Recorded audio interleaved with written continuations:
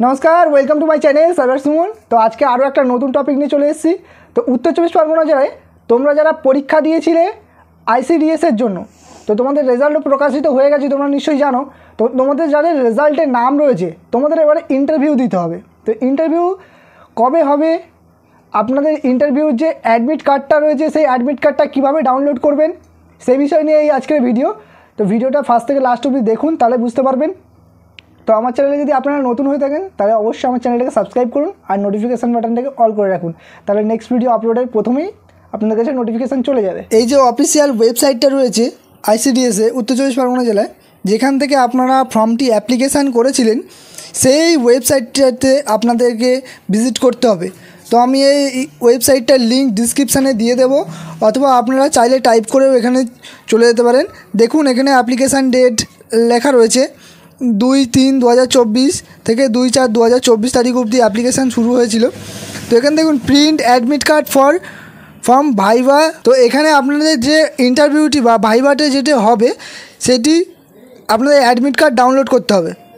তো এই লিঙ্কে ক্লিক করার সঙ্গে সঙ্গেই দেখবেন এখানে আপনাদের আরেকটা পেজে নিয়ে যাবে। তো সেখান থেকে আপনাদের এখানে রেজিস্ট্রেশন নম্বরটি, আপনাদের যে ফর্মটিতে রয়েছে এই ফর্মটিতে যে রেজিস্ট্রেশন নম্বর রয়েছে সেই রেজিস্ট্রেশন নম্বরটা এখানে বসিয়ে দিতে হবে। বসিয়ে দেওয়ার পরে এখানে নিচে যেটি রয়েছে দেখুন ডেট অফ বার্থ, তারপরে ডেট অফ বার্থ এখানে বসিয়ে দিতে হবে। তো আমি ডেট অফ বার্থটা বসিয়ে দিচ্ছি। দেওয়ার পরে তো অবশ্যই আপনারা আগের যে রিটেন পরীক্ষা যেটি হয়েছিল তার অ্যাডমিট কার্ডের যে কপিটা রয়েছিল সেই কপিটাও আপনারা অবশ্যই নিয়ে যাবেন। আর ডকুমেন্টস আপনাদের সমস্ত কিছুই নিয়ে যেতে হবে, অরিজিনাল ডকুমেন্টস নিয়ে যাবেন, আর 1-2 কপি করে জেরক্সও নিয়ে যেতে পারেন।